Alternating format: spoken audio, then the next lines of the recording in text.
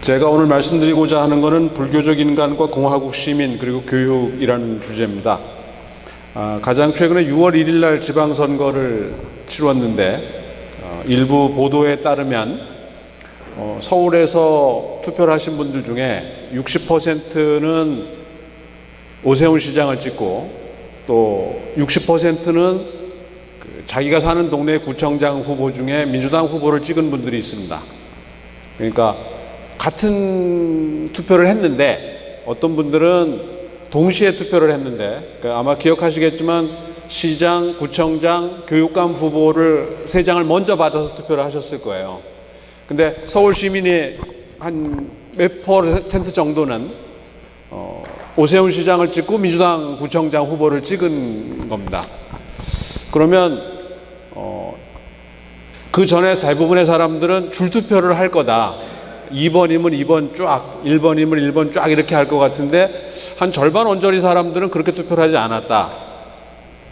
해서 이제 시민들이 그렇게 함부로 투표하는 게 아니다.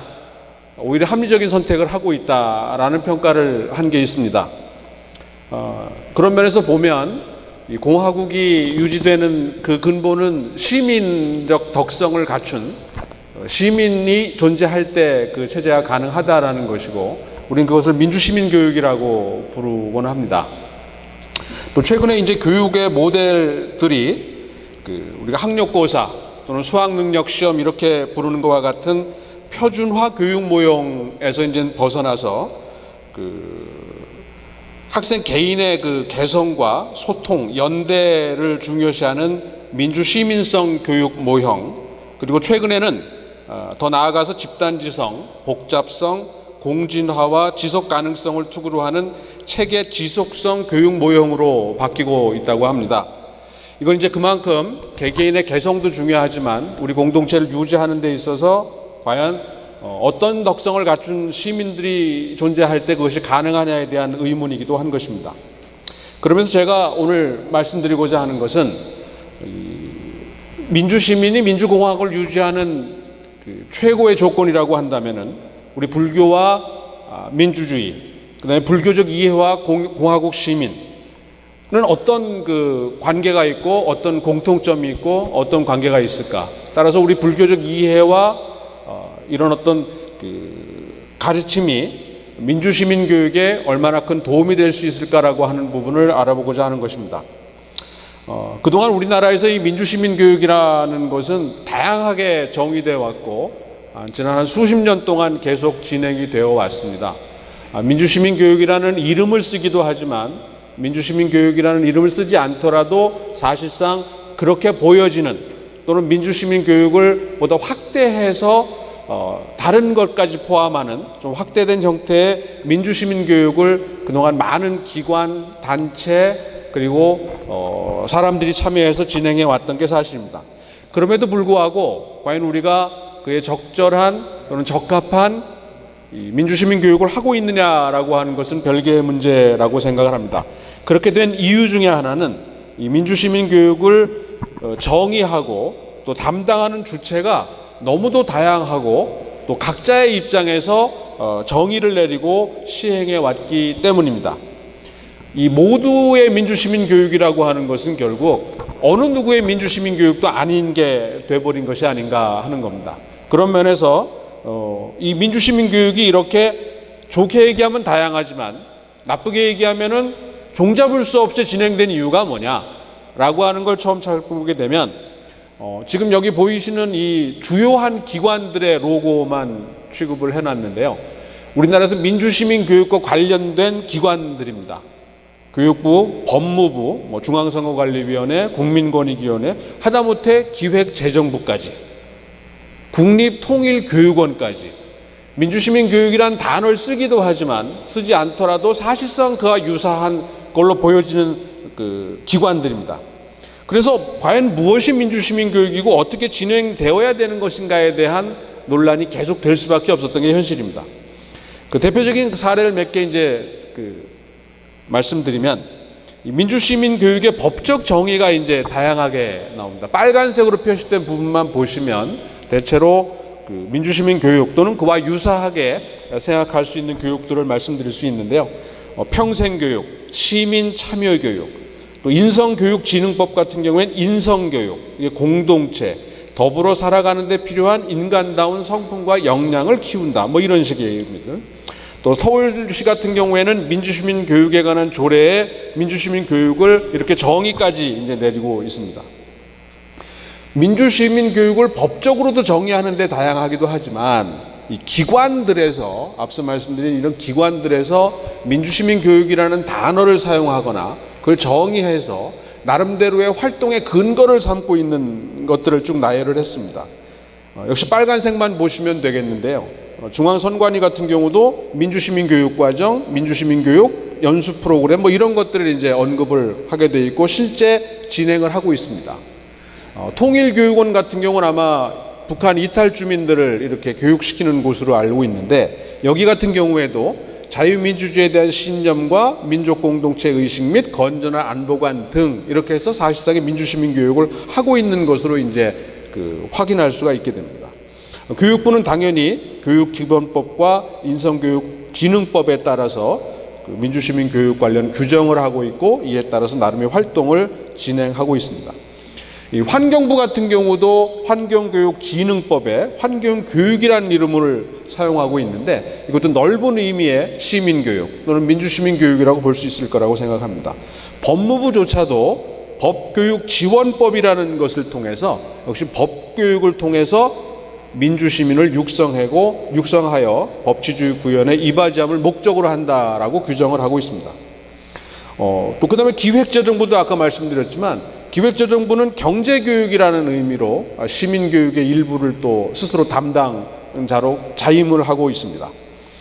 그 다음에 이제 진보정권 때, 이른바 진보정권 때 활성화됐고 지금도 이제 제도화된 것 중에 하나가 민주화운동 기념사업회 같은 경우인데 민주시민교육과 민주시민교육센터를 설립해서 운영한다 이렇게 규정이 되어 있고 한국양성평등교육진흥원조차도 양성평등 성인지 교육을 통해서 민주시민의 교육에 참여하는 상황입니다. 그 다음에 이제 국가인권위원회, 역시 인권교육을 중심으로 하고 있지만 역시 시민적 덕성과 관련된 부분을 볼 수 있고요. 마지막으로 국가평생교육진흥원도 평생교육법의 평생교육을 시민 참여교육으로 규정해서 나름대로 민주시민 교육을 규정하고 해오고 있습니다. 이렇게 많은 기관과 단체들이 민주시민 교육이라는 이름으로 시민을 교육하려 하고 있고 실제 교육이 이루어지기도 하고 있습니다. 과연 그런 결과물이 지난 6월 1일 지방선거 때 60%는 여당을 찍고 60%는 야당을 찍는 투표 행태를 보인 시민들을 만들어내고 있느냐? 여기서 끝날 수 있는 것은 끝나는 거냐라고 하는 의문이 있을 수 있고요. 그런 면에서 앞으로 우리 민주시민 교육은 앞으로도 가야 할 길이 많은 영역이고 또 우리나라처럼 선거가 많은 나라가 별로 없습니다. 올해 벌써 큰 선거를 2번이나 이제 치르셨고 또 이게 대통령 임기하고 국회의원 임기하고 지방자치 단체장 임기들이 엇갈리기 때문에 10년에 한 번씩은 한 달 사이에 큰 선거를 2번씩 치르는 경우도 생기게 됩니다. 올해도 대통령 선거하고 선거 한 걸로 치면 3개월 만에 선거를 다시 치렀지만 10년 후 2032년에는 국회의원 선거하고 대통령 선거를 한 달 사이로 치러야 되는 상황이 벌어지거든요. 그러니까 이번에도 사실은 지방선거를 대통령 선거에 붙여야 된다. 그래서 같이 해야 된다는 논의가 일부 있었습니다만은 정치인들의 이해관계 때문에 그 부분은 여야를 불문하고 똑같은 이해관계를 갖고 있기 때문에 실현하기 어려웠던 거고 개헌이 되지 않는다면 이런 현상은 계속 반복되는 거고 매번 그 선거 때마다 시민들의 선택은 주목받을 수밖에 없는 상황에서 보면 민주시민 교육이 그만큼 중요하다는 말씀을 드릴 수 있을 거고요. 그런 면에서 이제 이 불교와 민주주의가 과연 얼마나 공통점을 갖고 있느냐 그냥 키워드로만 보게 되면 이 다양성과 독단을 초월하는 것, 관용 이런 불교의 정신은 과연 이 자각과 수행과 현실적이고 실질적이라고 하는 불교 정신과 그 맥을 같이 하는 것이 아닌가 생각이 되고요. 그러면서 인본주의고 탈권위주의적이고 평등지향적인 불교의 사상은 민주주의와 그 일맥을 같이 한다라고 보여진다고 생각합니다. 특히 특히 다음 페이지로 좀 바로 넘어갈까요? 예. 이 연기법의 설명이 과연 민주주의와 공화국 시민의 관계를 설명한다고 볼 수 있는데요.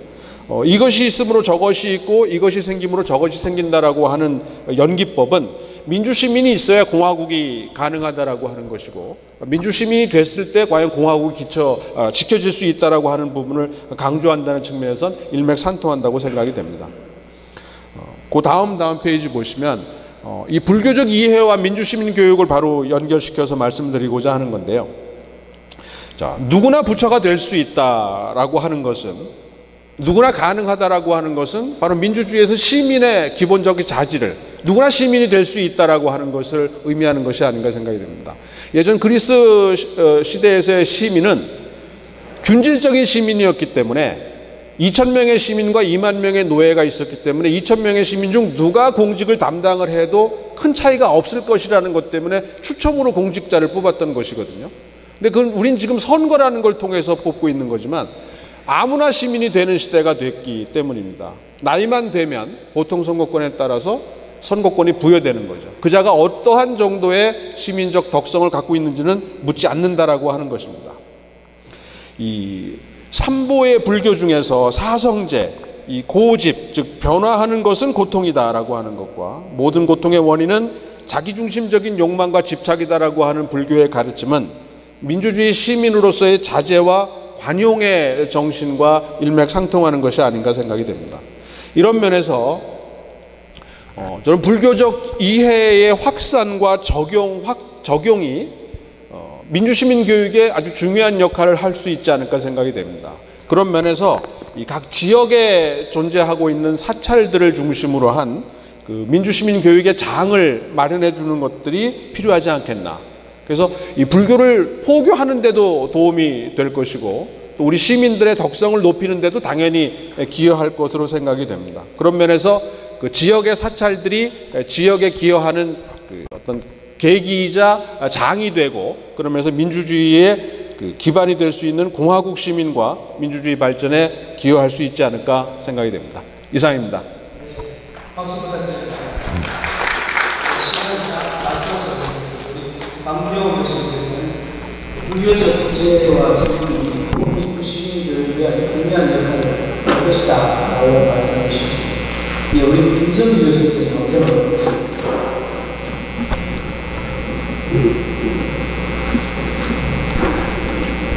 안녕하십니까. 연합대학교 주입니다. 오늘 또 이 사원이 끝나면 오늘 세션이 끝나야 되니까 아마 즐거운 마음으로 들려요. 잘 들어주시기 바랍니다. 지금 그 발표자께서 이야기하신 민주 시민의 이런 조건과 이런 관계 속에서 불교적 이해가 같은 맥락에서 충분히 민주 시민의 조건을 충족시키면서 확실한 시민까지는 내용으로 설명을 했습니다. 이 부분에 대해서 좀 더 교육에 대해서 지금 이야기하신 이 부분이 조금 그런적인 문제로 접근을 해야 되는 생각이 들고 있어요. 만약 부처님이 이 생각을 실행하시면 부처가 되었습니다. 그래 부처님이 지옥 간다고 지옥 주식이 있었어요. 여기 계시던 부처고 지옥 가고 있습니다. 그리고 이 태아 교육에서 유명한 내용이 있습니다. 아마 우리 구말라서 누가 다 잘 아시거든요. 이 번역 문제에서 아마 중국으로 한문으로 모든 번역을 번역하고 있어가지고 가장 큰 공헌을 하는 거죠. 번역하는 학사는 몰랐습니다. 구말라실 어머니가 구말라실을 인도했을 때 구말라실을 갖고 있는 능력이 그냥 해결밖에 없고 상위 국어를 어머니가 그냥 배우지 않았던 상위 국어를 할 수 있을 것 같아요. 그리고 미국에서 실험한 결과 그 태아였어요. 태아가 기머거리인데 애를 갖다 놓고 나면은 그 애는 먹는다. 그러니까 어머니 모태 속에서 교육을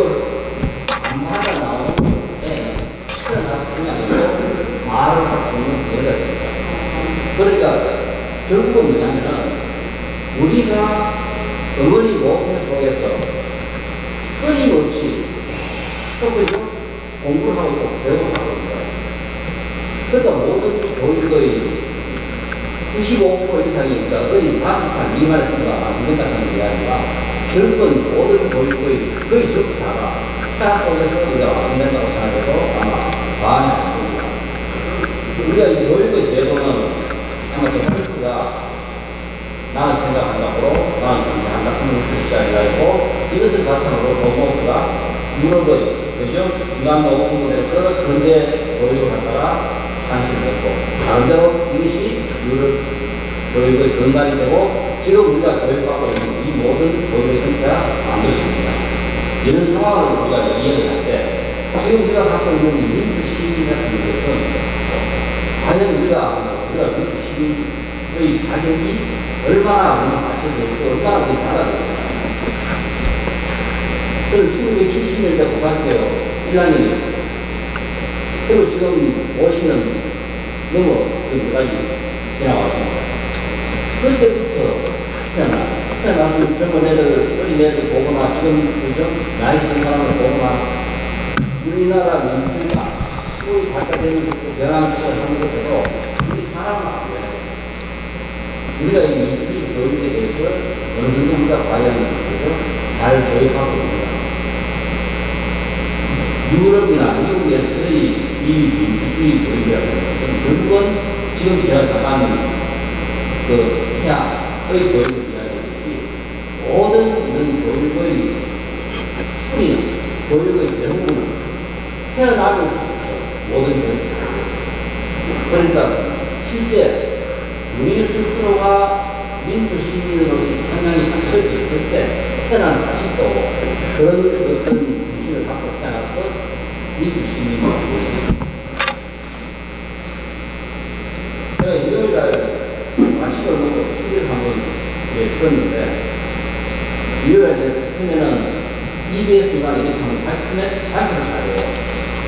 한번 감명 깊게 봐두고서 이 독립운동의 어떤 흔적을 찾아서 100년의 어떤 부친의 역사 속에서도 독일에서 이 독립운동을 해준 사람이 흘러 독일까지 가면 독일에서 그 역사를 흔적을 찾아내더라고요. 그리고 또 한 번은 유교를 갖다 보는 준비하겠어요. 유교를 조명하는데 이 유교의 그 미군들이 한국에 전쟁을 갖다가 낮에는 전쟁을 수행해요. 그리고 전쟁에 들어간 사람들이 많으면은 애들을 들어가지고 애들 그죠? 가르치고 애들한테 무엇을 주고 보안을 하고 그리고 이 미군들이 미국으로 돌아갈 때 야단을 투명해가지고 과연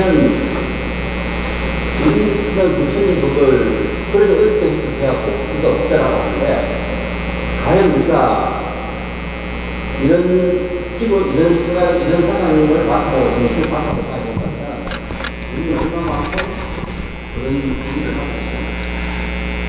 우리가 민주주의라는 이런 내용에 있어서 지금 이 발표하신 분의 제도적인 상황에서의 어떤 우리가 제대로 정착되려면 우리도 뿌리부터 민주주의가 되어야 된다. 원리주의가 되어야 하고 말씀드리겠습니다. 감사합니다. 질문을 받았습니까? 예. 질문을 하겠습니다. 예. 마이크, 하고 이렇게, 될까요? 지금, 교수님이 민주시민 교육기관이 많고, 또 교육기관을 통해서 민주시민을 기르고, 또 민주사회에서 살아갈 수 있는 또 사회하고 교육받고 있게 민주사회에 간다 이렇게 말씀을 하시는 것을 생각하고요. 또 김성규 교수님께서도 여러 가지 예시를 들으시면서 우리가 민주화 교육을 하지 않나 이렇게 말씀을 하신 것 같은데 저는 개념을 가야 합니다. 왜냐하면 저희 또래의 부모님들 모든 시골에서 교육을 시켰습니다. 그러한 우리 부모님들은 대다수가 교육의 이론을 전혀 모릅니다. 그러나 우리 부모님들은 우리에게 따뜻한 그런 사랑으로 우리가 우리를 보살펴줘서 저 예를 들면 저희 어머님은 시골에서 이렇게 제 아버님의 부모였습니다. 시민사관이 문제운동이 있고 6.25일 우리의 선서를 사관입니다. 그래서 이제 일본에서 나오셔가지고 국민으로서 일에 참여를 하셨고 그러시는데 그러한 많이 저희 어머니가 정말 정도를 하셨다고요. 그런 시대에 그 교육을 살려보면 어떤 선생님이 시골에 갔다 이제 시골에서 산에 갔다 오시면 너무 체를 느껴보셨어요. 왜냐하면 그 자기 가까워가지고 그런서 오셨어요. 그렇지만 과일은 제일 좋은 사업이었어요. 우리 사랑하는 자식이 그래도 과일을 커먹는 거 먹는 거야 나중에 어떻게 큰다. 그러한 항상 이렇게 말씀하시면서 제일 좋은 걸 사업이었어요. 아직까지 큰 힘이 많이 먹은 게 없습니다. 그래서 그러한 항상 인류 시민의 의식도 없었고 이런 교육하기 전혀 없습니다. 그렇지만 우리 형제들 잘 키우고 우리 또래의 시골 친구들이 지금 시골중학교에서 상반이 있어요. 상반이 700명인데 5,818, 180명이에요. 그런데 그 시골에서 서울에서 교수로서 또 의사라서 이게 지금 그 직장 다니는 사람이 7명입니다. 어느 대학에 대학 공창 정도의 수준을 가지고 저희들이 지금 살아가고 있습니다. 그 애들 부모들이 하나도 대다수의 사람들이 교육받지 않았습니다. 그렇지만 다시 잘 키웠습니다. 그 서구 이론의 어떤 교육 이론이 그렇게 얼마만큼의 이 민주화를 이룩하는데 기여를 했고 자식을 키우는데 얼마만큼의 기여를 했는지 또 교육 우리나라의 교육의 발표가 교육기관에서 민주시민으로서의 어떤 자질을 키운다 말씀하셨는데 얼마만큼의 예산을 투여하고 그 결과가 지표로 나와 있는지 궁금하고요. 우리 부모님이시는 교육에 대해서 우리가 그 따뜻한 사랑의 마음을 좀 이렇게 오랫동안 우리가 지켜야 되지 않나 그런 마음에서 말씀을 드려봅니다.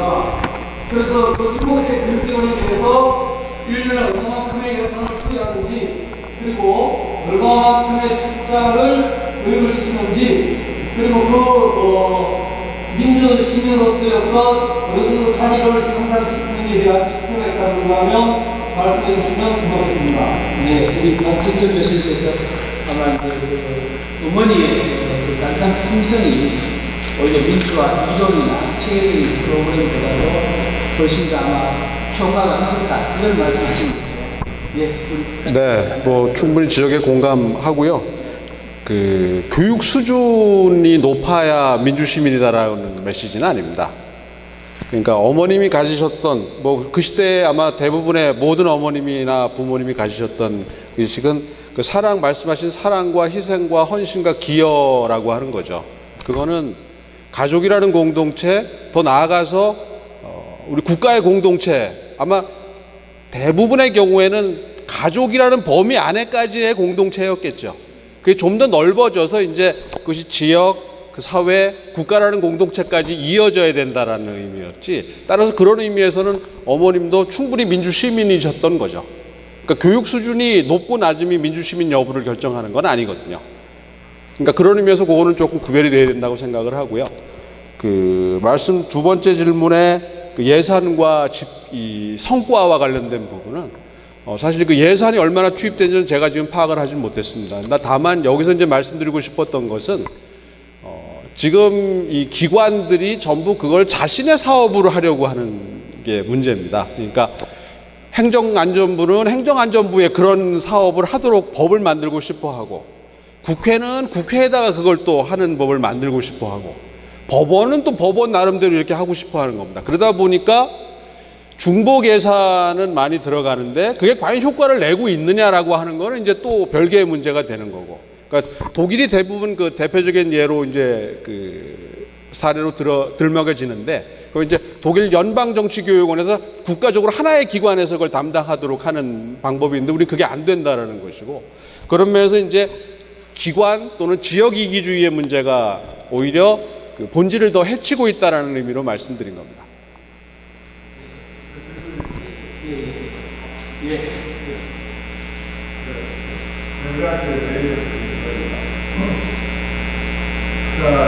불교의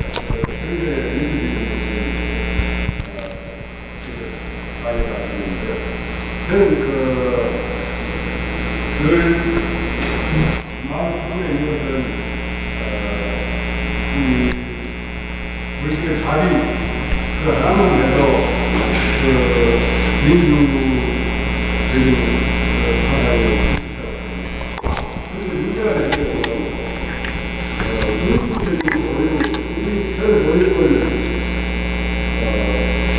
받았고 저희들은 많은 운동한 저희들은